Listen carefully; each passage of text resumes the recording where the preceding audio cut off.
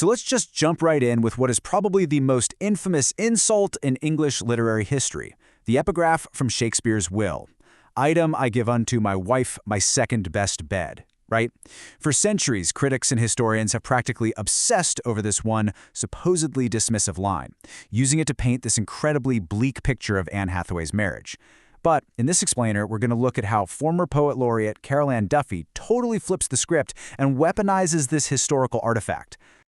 We're doing a really deep dive today into how Duffy transforms a historical slight into this absolutely profound testament of physical and literary passion.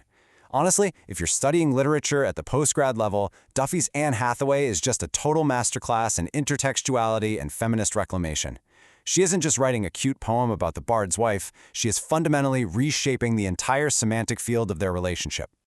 To unpack all this, we'll be moving through a few key areas today. First, context. Then, narrative reclamation, passion as creation, subverting the sonnet, and finally, the music of memory.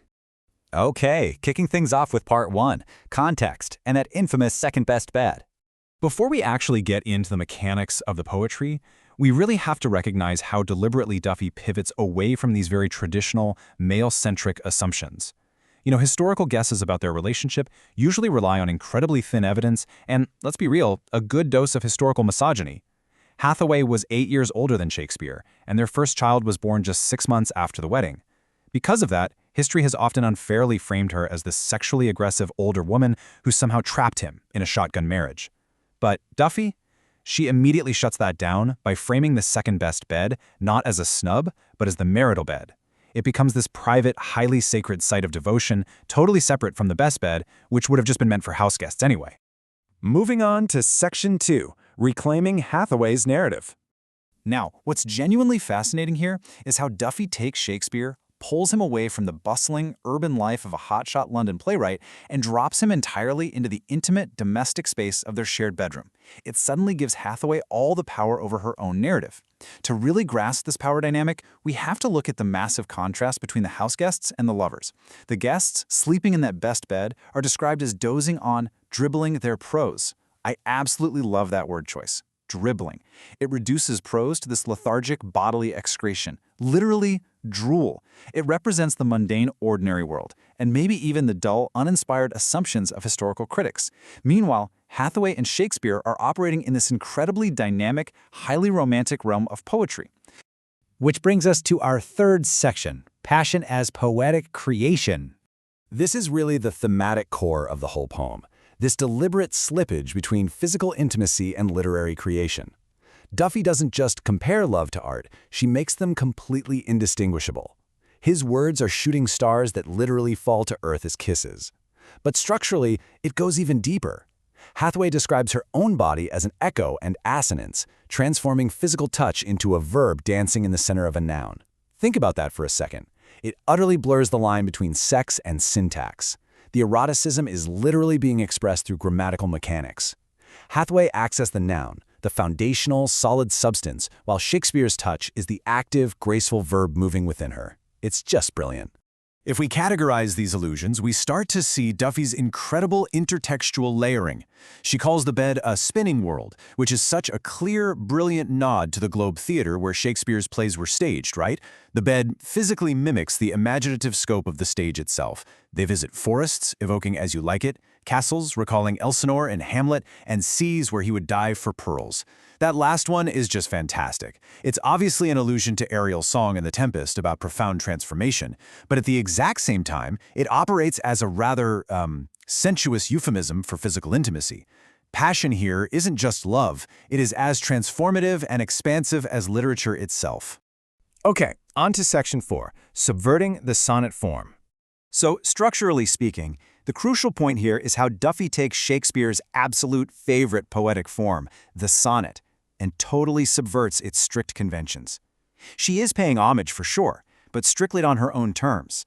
She gives a nod to the standard 14-line structure, but she uses a really loose iambic pentameter. Literally, in the very first line, the meter stumbles a bit. It disturbs that steady rhythm to mimic the dizzying, falling nature of their love. And instead of rigid end stops, Duffy leans heavily on this breathless enjambment across the first 6 lines. The clauses just spill over the line breaks without any pause at all. shooting stars which fell to earth as kisses on these lips.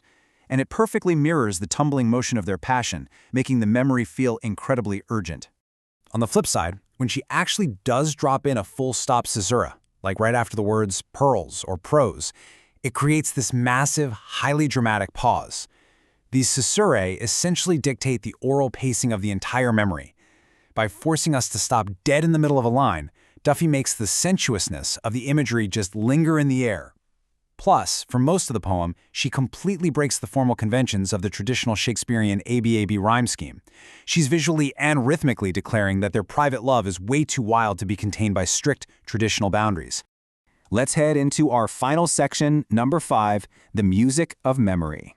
As we move from the memory of the bed into the harsh reality of her widowhood, Duffy's linguistic tools shift into this gorgeous elegiac climax, driven by ascendaton, diacope, and intense oral mirroring. Take this incredible fragment, for example. My living, laughing love. The triple hit of alliteration there is so striking. And when you combine that with the diacope of the word now from earlier in the text, like now a softer rhyme, now echo, this building linguistic momentum actually forces Shakespeare to remain vibrant and alive in the present tense, totally fighting back against the inertia of death. The lack of conjunctions, those continuous ing verbs of living and laughing, it all completely rejects the finality of the grave. And those final lines perfectly illustrate how Duffy does ultimately honor the sonnet tradition. After subverting the rhyme scheme for the whole poem, she hits us with this flawless, rhyming chiasmus at the very end. I hold him as he held me. The symmetry of that is just breathtaking, isn't it? Because it transfers the ultimate narrative power entirely to the widow. Think about it. In life, the active writer held her, but in death, the active widow holds him. So the casket she mentions isn't some literal wooden box buried in the ground. It's the casket of my widow's head. It is a stunning metaphor that blends intellect, memory, and enduring emotional love into this deeply sacred space. Since Shakespeare's art was born in their shared passion, Hathaway, by preserving the memory of that passion, literally becomes the living vessel of his essence. Nobody else matters in this poem. The critics don't matter. She alone holds him. As we wrap up this explainer, I want to leave you with a pretty provocative question about who truly holds the pen when history and memory collide. The poem creates this brilliant hall of mirrors where it becomes almost impossible to separate what is physical, bodily love and what is literary metaphor. So what do you think? Has Duffy simply created a beautiful romantic fantasy to soothe a historical slight? Or has she successfully argued that Anne Hathaway is actually the uncredited co-author of the greatest literary imagination in history? It is a fascinating reevaluation of the power dynamics of the muse. Thanks for hanging out with me for this deep dive into Carol Ann Duffy, and I highly encourage you to go back and read the text again with these frameworks in mind.